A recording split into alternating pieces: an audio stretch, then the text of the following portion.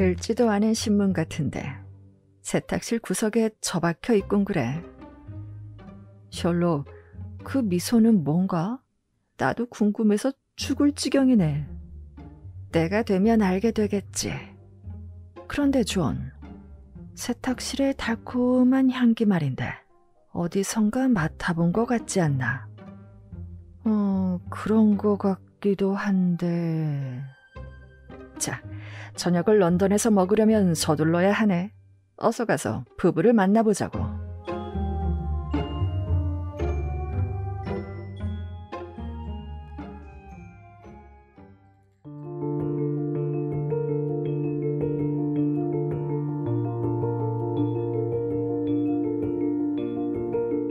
셜록 홈즈 미발표 사건들, 할로미어 저택 미스터리. 거의 2달 만이죠? 셜록 홈즈 미발표 사건들을 발표합니다. 오늘의 이야기는 저택에서 사라진 100일 된 아기의 실종 사건인데요.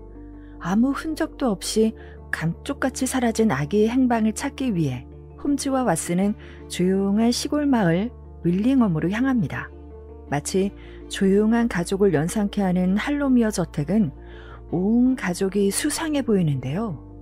방금 탈고한 따끈따끈한 할로미어 저택 미스터리 들려줄게요.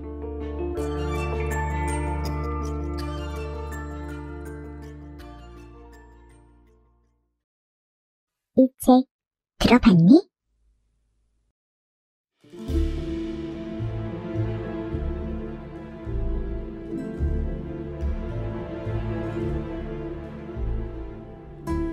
아이가 사라졌다니 비극적인 사건이로군. 내가 신문을 내려놓으며 말했다. 왜 이 집안 사람들은 자네에게 사건을 의뢰하지 않는지 모르겠네. 홈즈는 손가락으로 사각설탕 2알을 홍차에 넣고는 소파에 몸을 기대며 말했다.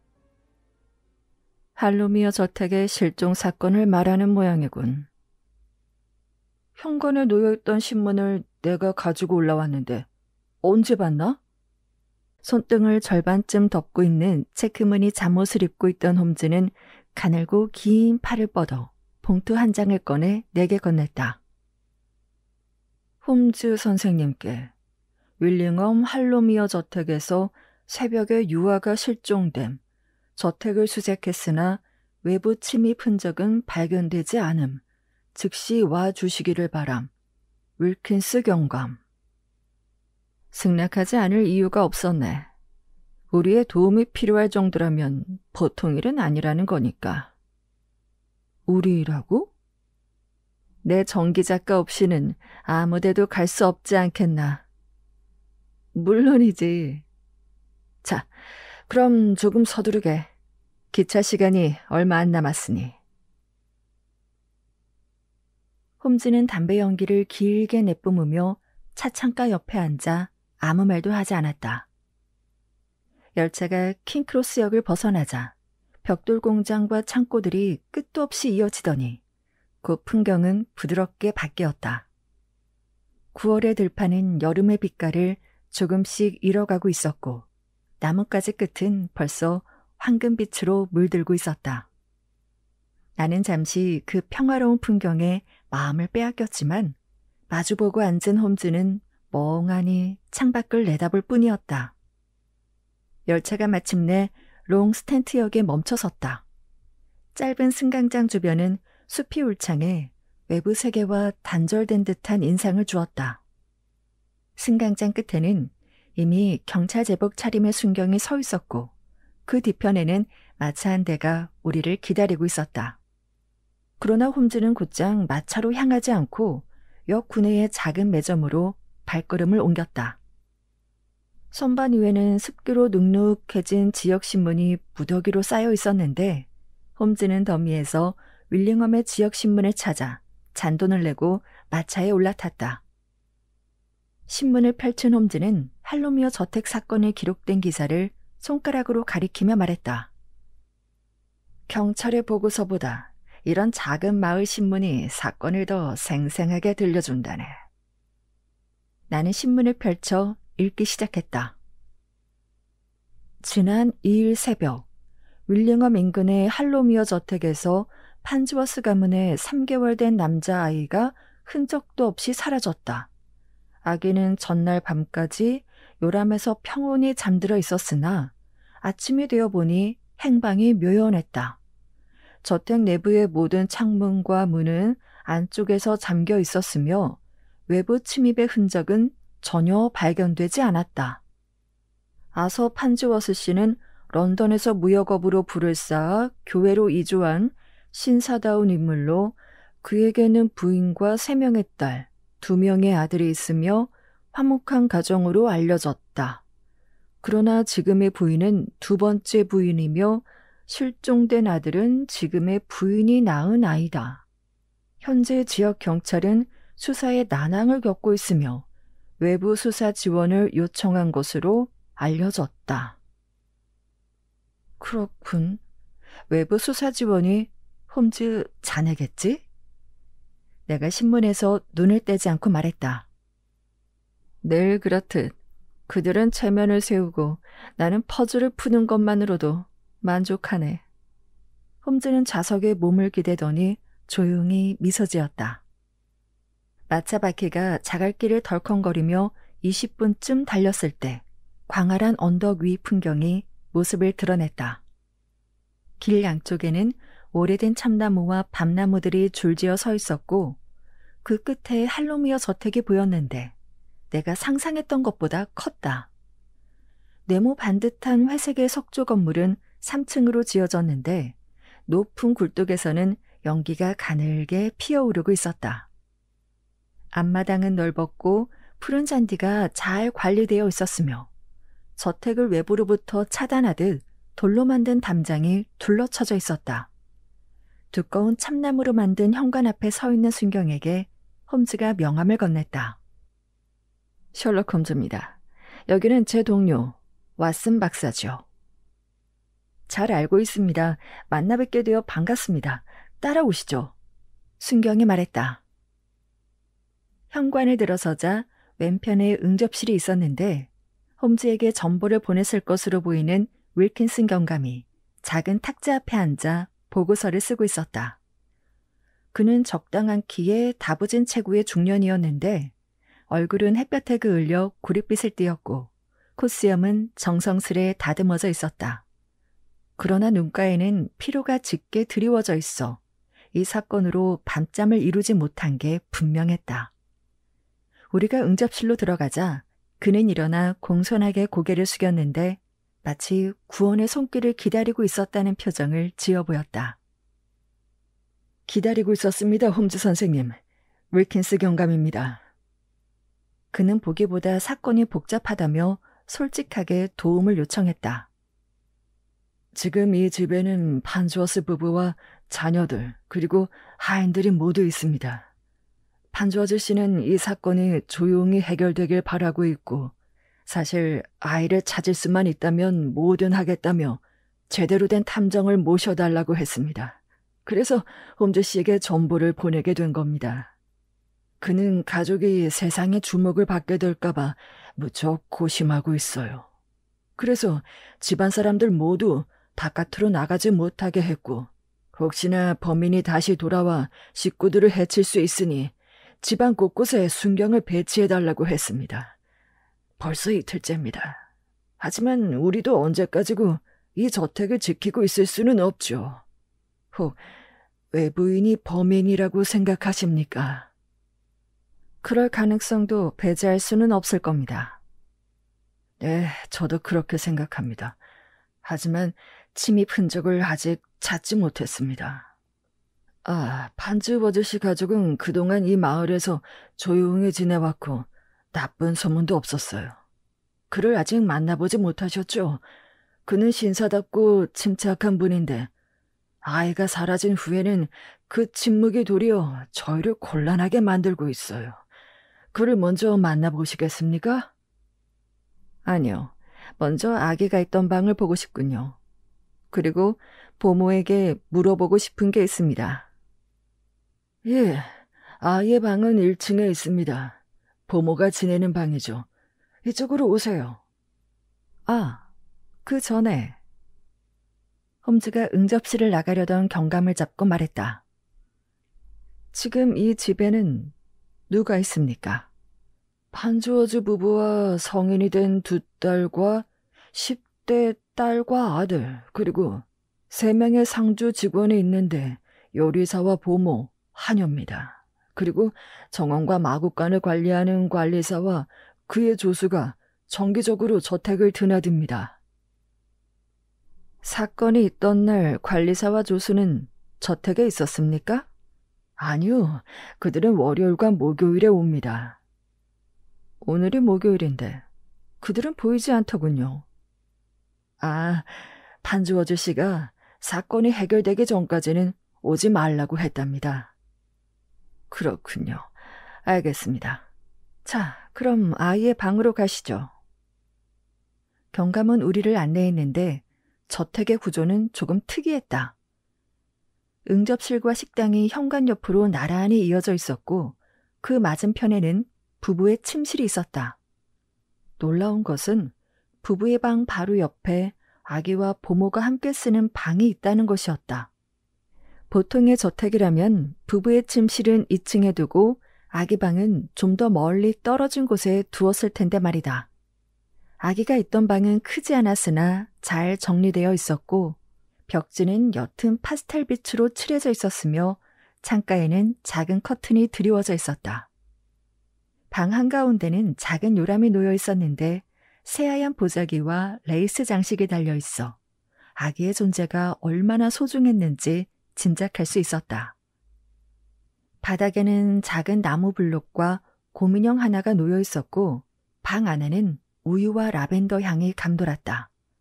구석에는 보모의 간이 침대가 붙어 있었는데 아이가 울면 언제라도 일어날 수 있도록 요람과 가까운 거리에 있었다. 작은 탁자 위에는 우유병과 깨끗이 접힌 아기 수건이 가지런히 놓여 있었고 의자 위에는 유모의 숄이 걸려 있었다. 그녀는 두 손을 무릎 위에 가지런히 모은 채 그곳에 앉아 있었는데 갓 20살을 넘긴 듯 보이는 그녀의 초췌한 얼굴은 창백했고 머리칼은 서둘러 틀어 올린 듯 몇 가닥이 비껴나와 뺨에 흩어져 있었다. 세라야, 런던에서 오신 셜록 홈즈십니다. 몇 가지 묻고 싶은 게 있다고 하시는군요. 경감이 말했다. 그녀는 고개를 들어 홈즈를 바라보았는데 금방이라도 눈물이 떨어질 것 같은 눈빛이었다. 세라야, 에디 판듀어즈가 실종되던 날 이야기를 해주시겠습니까? 홈즈가 물었다. 네. 어제 새벽에 자다가 깨서 보니 아이가 없었어요. 그래서 부인께서 아이를 데리고 갔다고 생각했죠. 전날 에디가 몸이 좋지 않아 약을 먹었거든요. 그래서 아침 7시 반쯤 일어나자마자 부인의 방으로 가서 아이를 데려오려고 했어요. 그런데 그 방에도 아이는 없었어요. 누군가 방에 들어오는 소리를 듣지 못했습니까?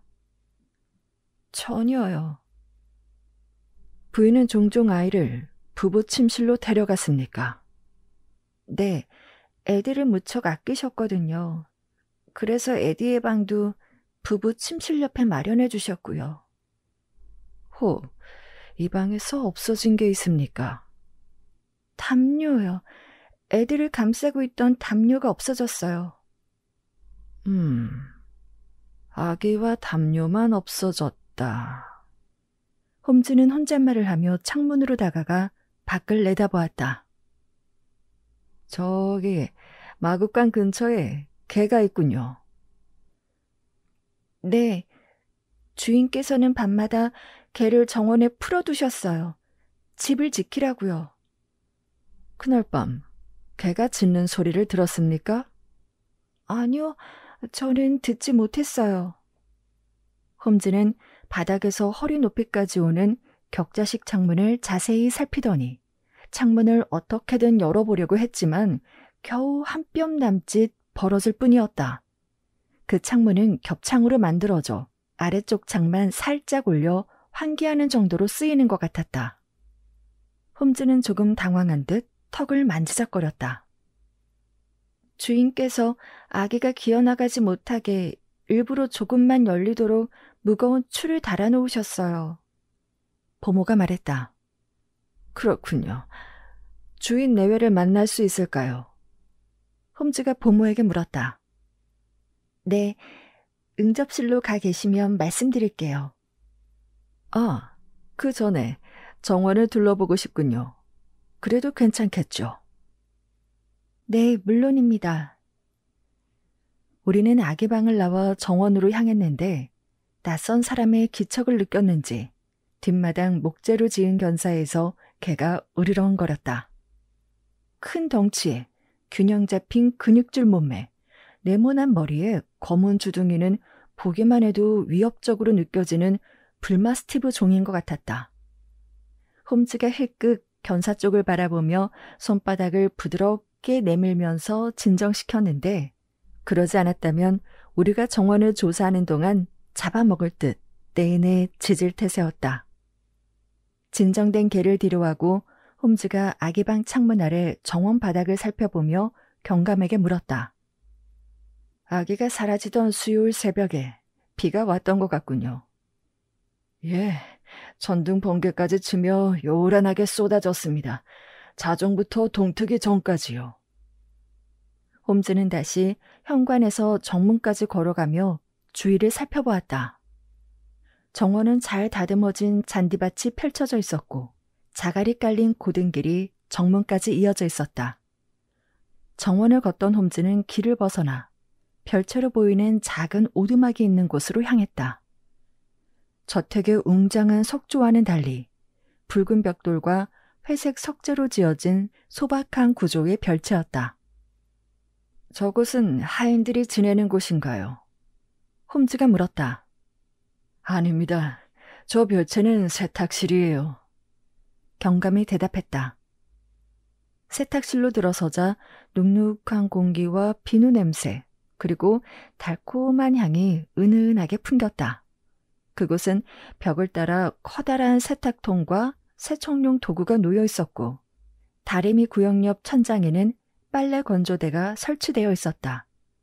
홈즈는 갑자기 사냥개처럼 코를 벌렁거리더니 세탁실 안을 돌아다니며 킁킁 냄새를 맡고 세탁실 벽에 걸려있던 랜턴을 손에 쥐고 바닥에 무릎을 꿇고 앉아 돋보기로 바닥을 살펴보기 시작했다.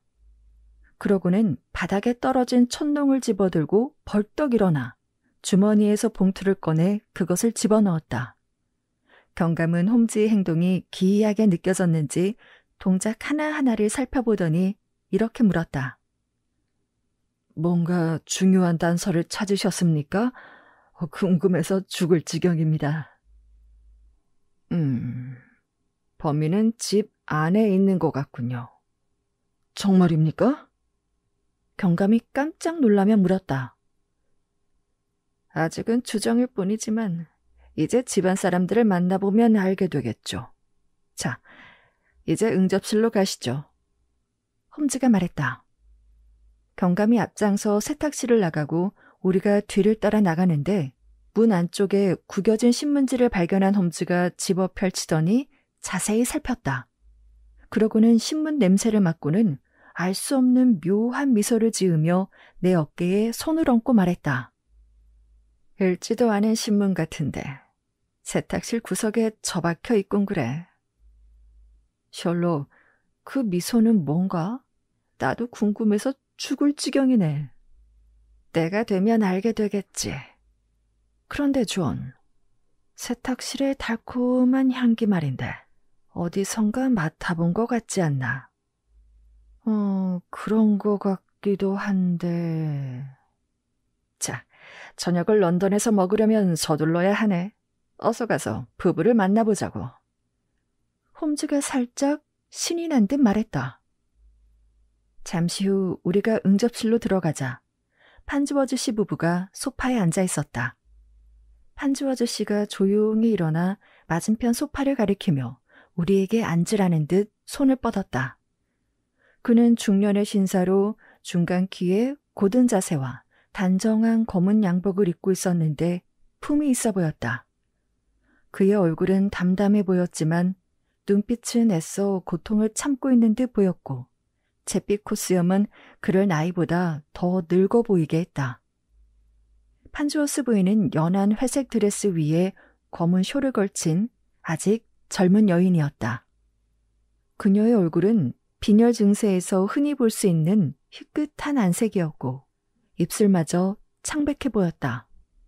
만약 내가 진료실에서 그녀를 만났다면 아마도 신경쇠약이나 빈혈, 혈액순환 장애 진단을 내렸을 것이다. 홈즈는 자리에 앉자마자 판즈워즈에게 물었다. 아드님이 사라진 이 사건에 대해 혹 짐작 가는 부분이 있습니까? 아니요, 없습니다. 자정 이후 이상한 소리나 의심이 되는 소리를 들으셨습니까? 전혀요. 집안에 없어진 물건은 없습니까? 없습니다. 무역업을 하신다고 들었는데 사업과 관련해 앙심을 품을 만한 누군가가 있었나요? 전혀 없습니다. 저는 이 일이 세상에 알려지는 것이 두렵습니다. 물론 경찰의 수사가 실패한 것은 아니지만 사람들에게 공개되어 구경거리가 되기 전에 아이를 찾고 싶습니다. 혹 아이가 죽었다고 생각하십니까? 글쎄요. 죽었다고 단정할 이유는 없습니다. 죽음을 입증할 증거를 찾지 못했으니까요. 지금으로선 아이가 사라졌다는 사실뿐이죠. 아이가 사라진 걸 언제 아셨습니까? 어제 아침 7시 반쯤 보모세라가 애들을 데려가겠다며 우리 방을 두드렸습니다. 하지만 우린 애들을 데리고 있지 않았죠. 요람에 애들가 없는 걸 보고 세라는 아내가 데려갔다고 생각한 모양이었습니다. 즉시 집안 모든 식구가 집과 정원을 뒤졌지만 애들은 없었어요. 그래서 저는 하인들에게 계속 찾으라고 지시하고 경찰을 부르러 마을로 내려갔습니다. 그게 몇 시쯤이었습니까? 홈즈가 주머니에서 수첩을 꺼내 몇 글자 적으며 물었다. 8시 조금 넘었던 것 같습니다. 그렇군요. 경찰과 함께 돌아오셨습니까? 아닙니다. 저는 조금 늦게 돌아왔습니다. 왜죠? 업무차 옥스테드에 들릴 일이 있었거든요. 좋습니다. 확인해 보면 알게 되겠죠. 홈즈는 수첩에 뭔가를 적더니 윌킨스 경감에게 보여주었고 경감은 홈즈가 건넨 쪽지를 들고 즉시 응접실을 나갔다. 판주어지의 얼굴에는 슬픔보다는 불안한 기색이 짙어 보였다. 부인께서는 짐작되는 게 있습니까? 없어요. 저는 당연히 사례가 아이를 데리고 있을 거로 생각했으니까요. 에디가 방에 없다고 했을 때 저는 무너져 내리는 줄 알았어요. 온 집안을 뒤지라고 했고 정원으로 달려나가 에디의 이름을 목이 쉬도록 불렀어요. 밤새 내린 비에 발이 다 젖었지만 신경 쓰지 않았죠. 그때까지도 저는 아이가 어디에 숨어 있을 거라, 아주 근처에 있을 거라고 믿고 있었으니까요. 그녀는 순간 말을 멈추고 눈가를 훔쳤다. 저는 울고 또 울었어요. 제 심장이 아이와 함께 사라져버린 것 같았죠. 부인의 목소리는 떨렸고 방 안의 공기는 무겁게 가라앉았다. 아이를 잃은 어머니라면 누구라도 그와 같은 반응을 보였으리라. 그러나 홈즈는 평소보다 더 냉정한 표정을 짓고 있었다. 제발 애들을 찾아주세요. 아이를 찾지 못한다면 전 죽어버릴 거예요. 부인이 절규하듯 말했다. 판주 아저씨, 부인을 모시고 가세요. 안정을 취하시는 게 좋겠습니다. 판주어스가 부인을 부축해 자리에서 일어나자 홈즈가 말을 이었다. 댁에 자제분들이 있다고 들었습니다. 만나봐도 되겠습니까? 아이들은 2층에 있습니다. 3층은 하인들의 침실이 있고요. 가정부 콕스에게 안내하라고 하겠습니다. 판주어즈 부부는 살짝 고개를 숙이고 응접실을 나갔고 곧이어 중년의 가정부가 들어왔다. 1층으로 안내해 드릴게요. 가정부가 말했다. 그 전에 몇 가지 물어보고 싶은 게 있습니다. 홈즈가 말했다. 예, 말씀하세요. 아이가 사라지기 전 평소와 달리 뭔가 이상한 일이 있었다거나 아이가 사라진 뒤 집안에서 없어진 게 있었습니까? 아주 사소한 거라도 말입니다. 아니요. 이상한 점은 없었어요. 없어진 것도 없었고요. 그런데 홈즈는 최대한 사람 좋은 표정을 지으며 가정부를 바라보았다. 뭐든 상관없습니다. 예를 들어 머리핀같이 무시해도 좋을 만큼 사소한 것도 괜찮습니다. 셋째, 콘스탄티아 양의 잠옷 3벌 중 1개가 없어졌는데 경찰에게는 말하지 않았어요. 별것 아니라고 생각했거든요. 없어진 걸 언제 알았습니까? 수요일 오후까지만 해도 세탁 바구니에 잠옷 2벌이 들어있었는데 오늘 아침 빨래를 하려고 꺼내보니 잠옷 하나가 없어졌더라고요. 그렇군요. 그리고 이 집은 현관 말고 안에서 밖으로 혹은 밖에서 안으로 들어올 수 있는 문이 있습니까? 현관문과 주방에 후문이 있는데 밤마다 걸어둡니다. 열쇠는 주인이 가지고 있고요. 창문은요? 집안의 모든 창문은 밤이면 안쪽에서 빗장을 걸고 아침마다 제가 열죠. 어제 아침에 열린 창문은 없었습니까? 네, 제가 확인했을 때는 없었어요. 좋습니다. 그럼 이제 2층으로 올라가 볼까요? 가정부는 첫째와 둘째 딸의 방으로 안내했다. 두 자매의 방은 햇살이 스며드는 복도 끝에 있었는데 정갈하게 정리된 침실과 침대 머리맡에 놓인 작은 기도서가 그녀들의 성품을 말해주었다. 큰딸로 보이는 프루던스가 자리에서 일어나 두 손을 앞으로 모으고 고개를 숙였다.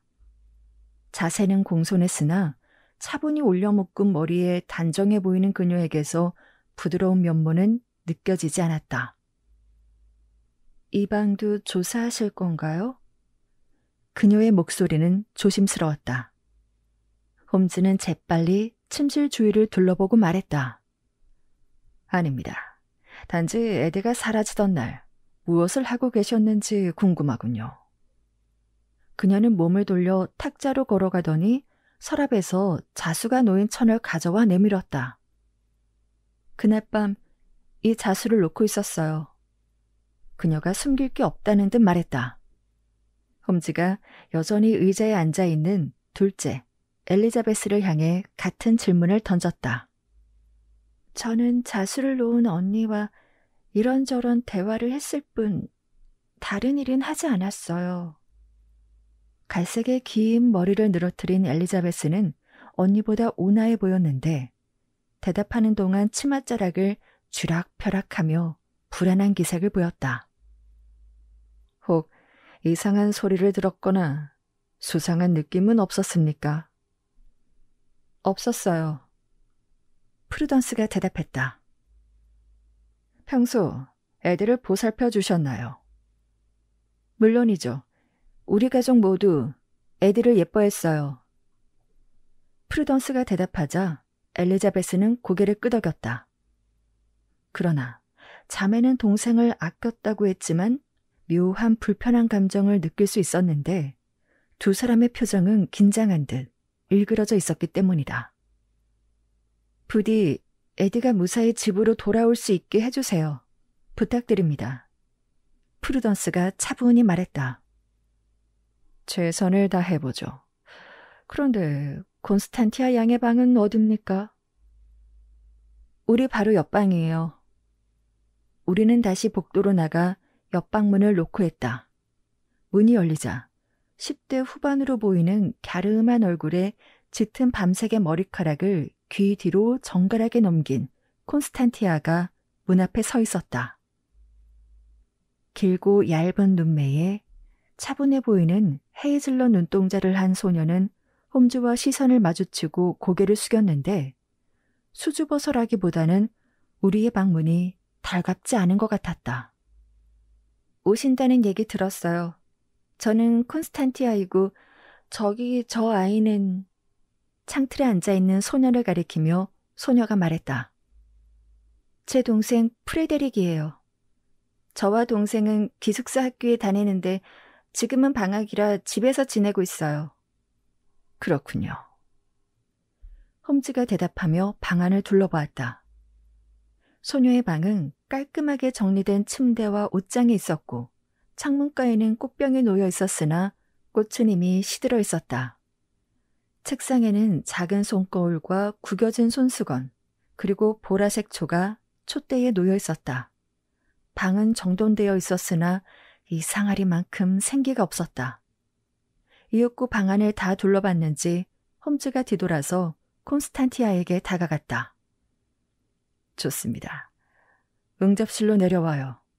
가족의 일이니 가족 모두 모인 장소에서 이야기하는 게 좋을 것 같군요. 홈즈는 별다른 질문도 하지 않은 채 방을 나왔다. 저 두 남매는 용의자에서 제외됐나 보군? 아무것도 묻지 않는 걸 보면. 복도를 걸으며 내가 물었다. 뭐 별로 물어볼 것도 없네. 홈즈는 응접실로 가기 전 정원으로 향했다. 아까는 으르렁거리던 위협적인 개가 이제 홈즈를 보며 꼬리를 쳤다. 잠깐 담배나 한 대 피우고 들어가자고. 홈즈가 말했다. 그런데 이 집은 판즈워스씨뿐만 아니라 온 가족이 조용하고 말이 없군. 아, 부인만 빼고. 다른 가족은 아이가 없어졌는데 너무 차분한 거 아니야? 내가 말했다. 존, 자네 생각은 어떤가? 홈즈가 주머니에서 파이프를 꺼내며 물었다. 글쎄, 모두가 뭔가 숨기는 것 같은 기분이 들어. 뭐, 자네에겐 말 같지 않겠지만 나는 가족 전체가 의심스럽네. 그때 갑자기 홈즈가 내 옷자락을 잡아당기면서 낮은 목소리로 말했다. 범인은 집안에 있네. 확실하지. 정말인가? 그걸 어떻게 알았나? 집 안으로 들어오는 길은 현관과 후문 말고는 없었네. 아기 방의 창문 하나가 열려 있긴 했지만 의심스러울 정도는 아니고 좀 전에 살펴보니 현관문과 후문 그리고 창문에 외부의 침입 흔적은 없었어. 그러니 누군가 밖에서 들어왔다면 집안 사람 중 누군가가 현관문을 열어줬겠지. 그리고 그날 밤 유일한 범죄는 아기가 사라진 것뿐이었네. 그래, 맞아. 모두가 없어진 물건은 없다고 했으니 강도 사건은 아닌 것 같네. 내가 말했다. 왜 겨우 100일 된 남자아이를 노린 걸까?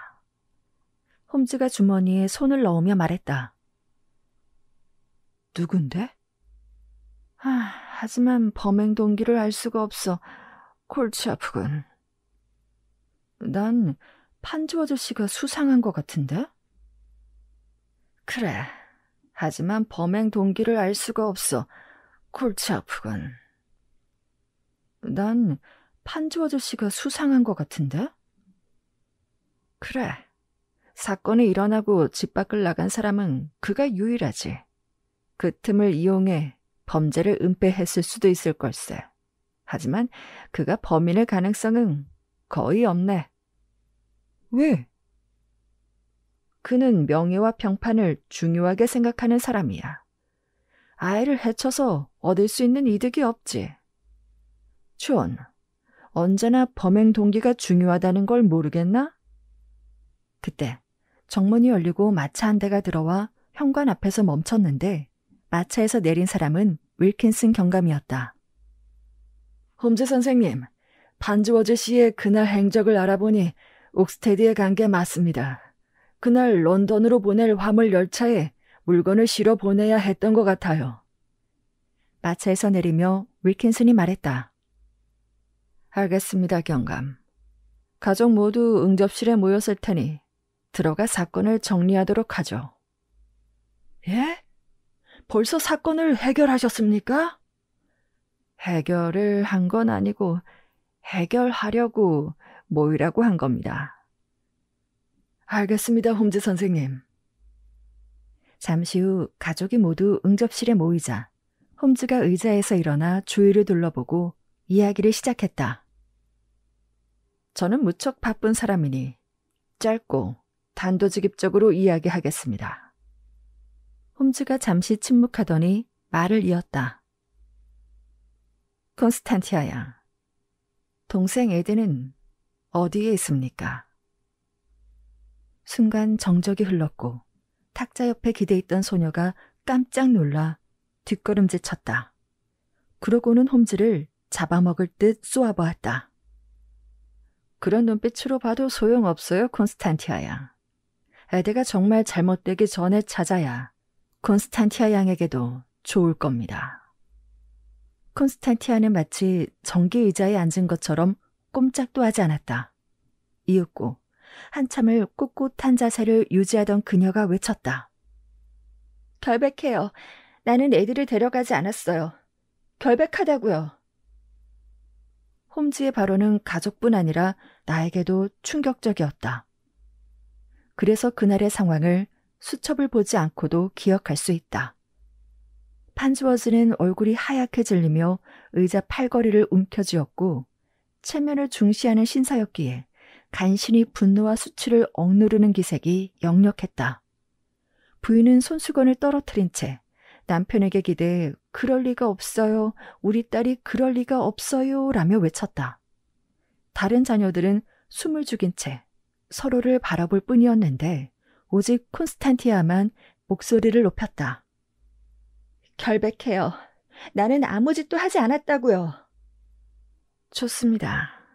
그렇다면 제가 추리한 과정을 이야기하죠. 에디가 사라지던 수요일 새벽, 외부에 침입 흔적은 없었습니다. 에디의 방은 공기가 순환될 정도로만 열리는 창문 외에는 없었으니 정원에서 창문을 통해 침입할 수는 없었을 겁니다. 그렇다면 에디의 방으로 들어오기 위해서는 현관이나 주방의 후문으로 들어와야 하는데 문은 굳게 잠겨 있었고 역시나 침입의 흔적이 없었으니 누군가 문을 열어주지 않는 이상 집으로 들어오는 건 불가능했을 겁니다. 또한 에디를 안고 밖으로 나가려면 현관이 가장 빠르고 안전했을 겁니다. 그리고 그날은 천둥 번개가 치고 피가 쏟아졌으니 조심히 현관문을 열었다면 아무도 한밤중에 문소리를 듣지 못했을 겁니다. 사실 모두가 그날 밤 아무 소리도 듣지 못했다고 했죠. 제가 가족 중에 범인이 있다고 확신한 건 바로 그 다음이었습니다. 정원에는 개가 있죠. 판주어들 씨가 집을 지키라고 밤마다 풀어놓는다고 하더군요. 하지만 그날 밤 개는 짖지 않았습니다. 분명 한밤중에 정원으로 나온 사람은 개와 친숙한 사람이었겠죠. 다시 말해 개가 아는 사람의 범행일 가능성이 높다는 얘기입니다. 보모 말로는 에디의 담요가 없어졌다고 하니 범인은 아마도 잠든 에디를 담요에 감싸 데리고 나왔을 겁니다. 그리고 곧장 별채 세탁실로 향했다는 걸 알 수 있었습니다. 오후에 세탁실에 들어갔을 때 세탁 비누 냄새 외에도 은은한 라벤더 향이 풍겼는데 그 향기는 에디의 방에서 나는 향기와 같았습니다. 아, 윌킨슨 경감, 보모와 가정부를 불러주시겠습니까? 홈즈가 경감에게 부탁했다. 잠시 후 불안해 보이는 보모와 가정부가 응접실로 들어왔다. 세라 양, 에디 방에서 풍기는 라벤더 향의 용도는 무엇입니까? 홈즈가 물었다. 보모는 즉시 대답하지 않고 판즈워즈의 눈치를 살폈다. 그러자 그가 말했다. 애들을 찾으려면 알고 있는 사실을 말해요. 그가 침착하게 말했다. 그러자 보모는 크게 한숨을 들이신 뒤 천천히 말했다. 아기 수면 유도제로 쓰이는 라벤더입니다.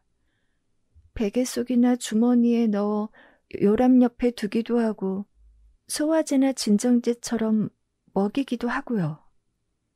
홈즈가 만족스럽다는 표정을 지으며 안쪽 주머니에서 신문을 꺼냈는데 좀 전에 세탁실에서 주운 신문 같았다. 세탁실 문 뒤쪽에서 주운 모닝스타입니다. 판주 아저씨가 매일 받는 신문이죠. 구겨지긴 했지만 집안에 누구도 읽지 않은 수요일자 신문입니다. 그런데 펼쳐보면 구토물이 묻어있죠. 홈즈가 신문을 펼치자 누런 얼룩이 보였는데 상한 우유 같은 시큼한 냄새가 풍겼다. 홈즈가 냄새를 증명이라도 하듯 코를 가져다 대고 킁킁 맞고는 얼굴을 찌푸렸다. 여기 나와 함께 온 동료는 의사입니다. 왓슨 박사, 아기에게 라벤더를 과하게 사용하면 어떻게 되나? 마치 강의실의 교수가 학생에게 질문하듯 내게 물었다. 당황스러웠지만 나는 아는 대로 대답했다. 라벤더는 흔히 알들을 재우는 데 쓰이지만 과용했을 경우 아기의 위장을 자극해 메스꺼움이나 구토를 일으킬 수 있고 심하면 숨을 제대로 쉴 수 없게 하네.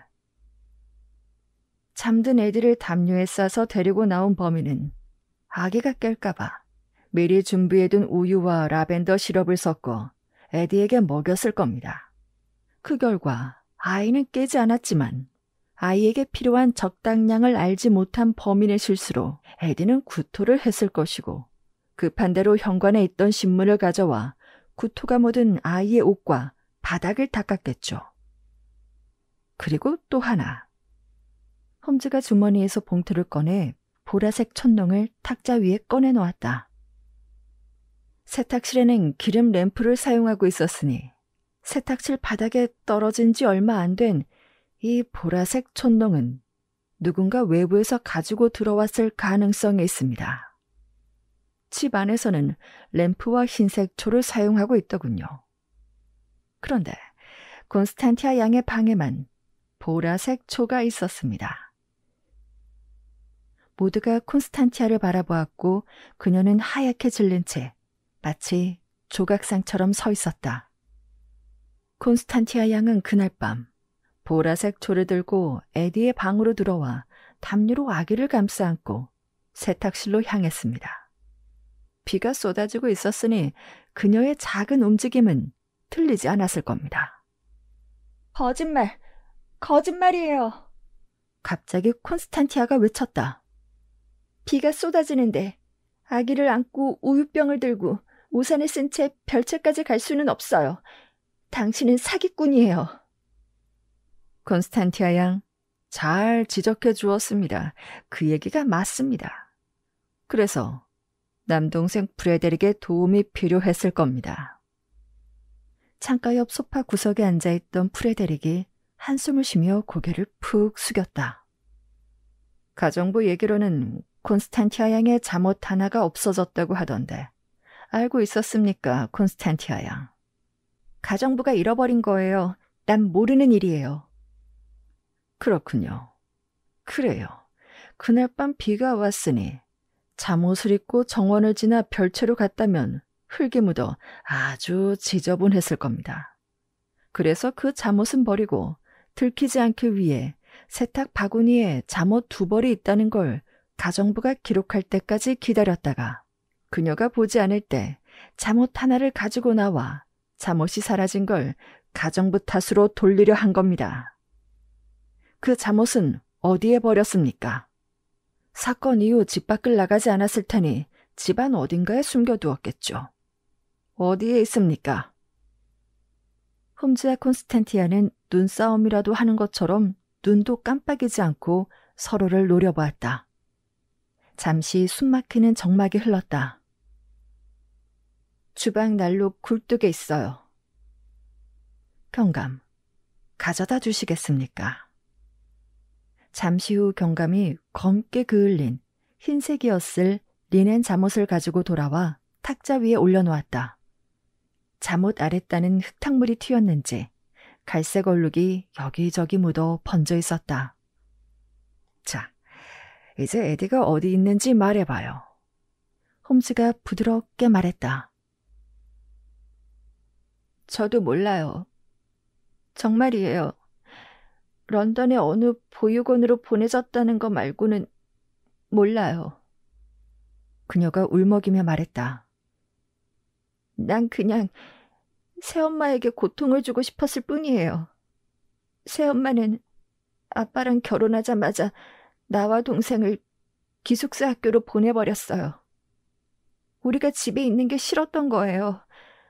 두 언니는 어른이라서 새엄마가 괴롭히지 않았지만 나와 동생은... 프루던스와 엘리자베스는 애써 콘스탄티아의 시선을 피하는 것 같았고 프레데릭은 여전히 고개를 떨군 채였다. 판즈워즈는 어깨를 귀 쪽으로 한껏 올린 채 한 손으로 눈을 지그시 눌렀고 판즈워즈 부인은 이마를 잔뜩 찌푸린 채 목걸이를 만지작거렸다. 엄마는 많이 아팠어요. 우리를 돌볼 수 없을 만큼요. 그래서 지금의 새 엄마가 보모로 들어와 우리를 돌봤죠. 그런데 어느 날 아빠가 보모를 사랑한다는 걸 알게 되었어요. 결국 엄마가 돌아가시고 아빠는 1년도 안 되어 내 보모랑 결혼했어요. 그래서 나는 새 엄마에게 최대한 고통을 안겨주고 싶었어요. 물론 그녀를 죽일 수도 있었지만 평생 고통을 안겨줄 방법이 없을까 생각했죠. 그리고 에디가 태어났을 때 난 결심했어요. 콘스탄티아는 잠시 생각에 잠긴 듯 침묵하더니 볼에 불룩하게 숨을 머금었다가 내쉬며 말을 이었다. 그날 밤 모두가 잠든 것 같은 새벽에 프레데릭을 깨워 살금살금 아래층으로 내려와 담요에 쌓여 잠든 에디를 요람에서 끌어냈어요. 프레데릭이 현관문을 열었고 촛불과 우산을 틀었죠. 그리고 별채로 데려가 라벤더 시럽이 든 우유를 먹였어요. 맹세코 라벤더 시럽 몇 방울을 넣었을 뿐이라고요. 애들을 아프게 할 생각은 없었어요. 정말이에요. 그 다음은 홈즈 씨가 말한 그대로고요. 그리고 애들을 어떻게 했습니까? 어서요. 시간이 없어요. 콘스탄티아는 잠시 망설이더니 말을 이었다. 제 남자친구 리오에게 애들을 줬어요. 미리 새벽에 별채에서 만나기로 약속했거든요. 제가 런던의 보육원으로 보내달라고 했어요. 그는 작은 마차를 가져와 아이를 데려갔어요. 그 뒤로 리오를 만나지 못해 에디가 어디로 갔는지는 몰라요. 경감, 리오라는 소년을 찾아 에디의 행방을 물어보십시오. 윌킨슨 경감은 서둘러 응접실을 나갔다. 판즈워스 가족은 충격을 받은 듯 아무 말이 없었는데 판즈워스 부인은 소파에 앉아 숨을 죽인 채 두 손을 벌벌 떨고 있었다. 난 이제 어떻게 되는 거죠? 콘스탄티아가 떨리는 목소리로 물었다. 에디가 무사히 돌아오길 바라야겠죠. 자, 이제 우린 돌아가야 할 것 같네, 존. 홈즈가 속삭이듯 말했다. 이대로 두고 가도 괜찮을까? 현관을 나오며 내가 물었다. 가족의 일이니 그들끼리 해결하도록 놔두자고. 런던으로 향하는 열차에 올라타자 홈즈가 내 옆좌석에 긴 다리를 뻗고는 파이프에 불을 붙이고 말했다. 콘스탄티아의 말이 사실이라면 아마 판즈워즈 부인은 자신의 위치가 불안했을 거야. 남편의 자식들이 자신을 인정하지 않는다는 걸 직감했을 테니까. 그래서 부부 침실 옆에 아기 방을 두고 살피며 자기가 낳은 아이에게 집착하게 된 거지. 동시에 아이는 자신의 자리를 지키기 위한 수단이 되었을 걸세. 물론 엄마로서 당연한 감정이었겠지만 다른 자녀들에게는 불편한 감정을 느끼게 했을 수도 있네. 판주 아저씨는 당당하지 못한 결혼을 했으니 아이들에게 부끄러웠을 것이고 사람들에게 가족사가 알려지는 것도 두려웠을 거야. 사업을 하는 사람이라면 더더욱 평판이 중요하니까. 아이의 행방이 묘연한데도 사업상의 약속을 마무리했다는 건 체면과 의무를 무엇보다 중히 여기는 성품 때문이라는 걸 알 수 있네. 그의 침묵과 냉정함은 수상쩍어 보일 수 있으나 실상은 본성일 뿐이었던 걸세. 그러고 보면 사람들이 말하지 않는 것에 더 중요한 뭔가가 있다는 생각이 들어. 사실 그 보이지 않는 것 너머에 있는 것을 찾아내는 게 내 일이 아니겠나. 홈즈가 코를 찡긋거리며 말했다. 그나저나 셜록, 자네가 콘스탄티아에게 다짜고짜 에디가 어디 있냐고 물어봤을 땐 나도 깜짝 놀랐네. 무슨 소설의 반전을 읽는 것 같더군. 그녀의 방에서 보라색 초를 발견한 게 결정적이었지. 홈즈가 파이프를 주머니에 넣으며 말했다. 존, 자네는 보기는 하지만 관찰하지는 않아. 참으로 홈즈다운 답이었다.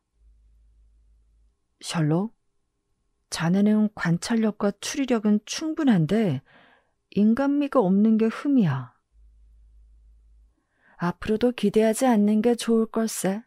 내 머릿속엔 인간미를 넣을 공간이 없거든. 홈즈가 낄낄거리며 말했다. 다음 날 윌킨슨 경감에게서 전보가 왔는데 다음과 같은 내용이었다.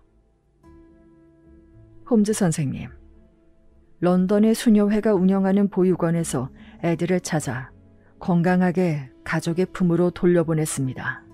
도와주셔서 감사합니다. 안녕히 계십시오. 윌킨스 경감.